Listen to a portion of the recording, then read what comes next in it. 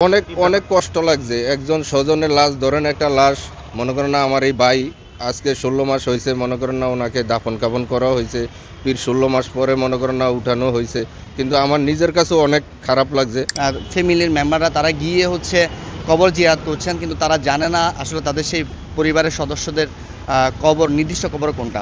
আপনারা জানেন গত বছর জুলাইয়ে আমাদের প্রায় 1400 বেশি সংখ্যক আমাদের ভাই বা বোনরা শহীদ হয়েছিলেন। তাদের মধ্যে অনেকের পরিচয় শনাক্ত করা যায়নি এবং ঢাকার রায়েরবাগে কিন্তু একটি গণকবরের সন্ধান পাওয়া যায়। তো যার মধ্যে 114 জনের লাশের কোনো পরিচয় এখনো পর্যন্ত পাওয়া যায়নি, বা তাদের মৃত্যুর কারণ কিভাবে মারা গিয়েছে সে সম্পর্কে কোনো ধরনের কোনো কিছুই পাওয়া যায়নি। তারই পরিপ্রেক্ষিতে হাইকোর্টের নির্দেশে সেই লাশগুলোকে উত্তোলনের কথা বলা হয়েছে এবং তাদের ফরেনসিক রিপোর্টের মাধ্যমে তাদের পরিচয় এবং মৃত্যুর কারণ উদ্ঘাটনের কথা বলা হয়েছে। এই বিষয়টা আসলে খুবই একদিক দিয়ে যেমন মর্মাহত আমরা, এবং অন্যদিক দিয়ে প্রায় 1.5 বছর পরে গিয়ে আসলে এই প্রক্রিয়াটা আসছে। আমার মনে হয় এটা অনেক বেশি সময় নিয়ে ফেলেছে, কারণ যে ফ্যামিলির সদস্য মারা গিয়েছে তারা এখনও জানে না যে তাদের কবরটা কোথায়। রায়ের বা কবরস্থানে আমরা দেখি বা বিভিন্ন সময়ের মাধ্যমে দেখেছি যে বিভিন্ন ফ্যামিলির মেম্বাররা তারা গিয়ে কবর জিয়ারত করছেন, কিন্তু তারা জানে না আসলে তাদের সেই পরিবারের সদস্যদের কবর, নির্দিষ্ট কবর কোনটা। তো এটা একটা ভালো দিক যে এখন অন্ততপক্ষে এই রায়টা দিয়েছে যে লাশ উত্তোলনের মাধ্যমে পরিচয় শনাক্তকরণ বা তাদের মৃত্যুর কারণটা বের হবে। জুলাই গণ অভ্যুত্থান যখন শুরু হয়েছে, শুরু হওয়ার পর থেকে যখন আমাদের ছাত্ররা যখন জুলাই গণ অভ্যুত্থানে প্রথমে যে কোটা আন্দোলন থেকে শুরু হয়েছে, কোটা আন্দোলন থেকে যখন এই কোটা আন্দোলনের মধ্যে যখন এই যে শেখ হাসিনা প্যাসিস্ট বাহিনীগুলো যখন আমাদের ছাত্রদের উপর নির্বিচারে গুলি চালিয়েছে, তখন আসলে সাধারণ মানুষ আসলে মানে দেখে বসে থাকতে পারে নাই। তেমনই আমাদের শহীদ ফায়াজ ভাই, উনিও এরকমই মানে আমাদের ছাত্রদের উপর যখন নির্বিচারে গুলি চালাচ্ছে প্যাসিস্ট বাহিনী, এরপরে উনি আমাদের মানে আসলে এগুলো দেখে আর উনি বসে থাকতে পারে নাই। উনি চলে গেছে আন্দোলনে গিয়ে উনি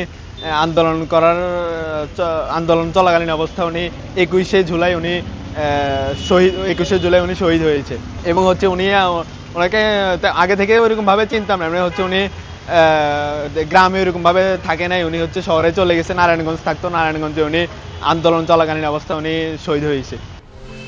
10 বছরের যাত্রা তো কেবলই শুরু। একসাথে গ্রো করার এই জার্নি চলুক আগামীতেও। পাঠাও 10 years of growing with you। ভগ্নিপতি আজকে ওনার লাশ নিয়ে আসছি আমরা চট্টগ্রামে পোস্টমর্টম করার জন্য। 21শে জুলাই গণ আন্দোলনে আমাদের ভাই শহীদ হয়েছে। সবার কাছে দোয়া চাই, সবাই দোয়া করবেন ওনাকে যে আল্লাহ বেহেশত নসিব করে। আর আজকে নিয়ে আসছি আমরা সহি সালামতে, যে পোস্টমর্টম করার পরে যে ওনাকে যে নিয়ে যে দাফন কাফন করতে পারি, এই জন্য আপনাদের সবার কাছে দোয়া চাই। আর বিশেষ করে আমাদের বাংলাদেশে খুনি হাসিনার আমরা বিচার চাই। খুনি হাসিনার কিছুদিন আগে একটা ফাঁসির রায় হয়েছে, কিন্তু আমরা অনেক খুশি হয়েছি। আমরা চাই যে এই বাংলাদেশে কোনো খুনির যে জায়গা যে না হয়, কিন্তু আমরা খুনি হাসিনার বিচার চাই।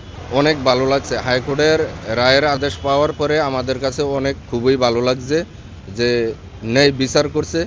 আমরা এরকমই আমাদের এই বাংলাদেশে ন্যায় বিচার চাই।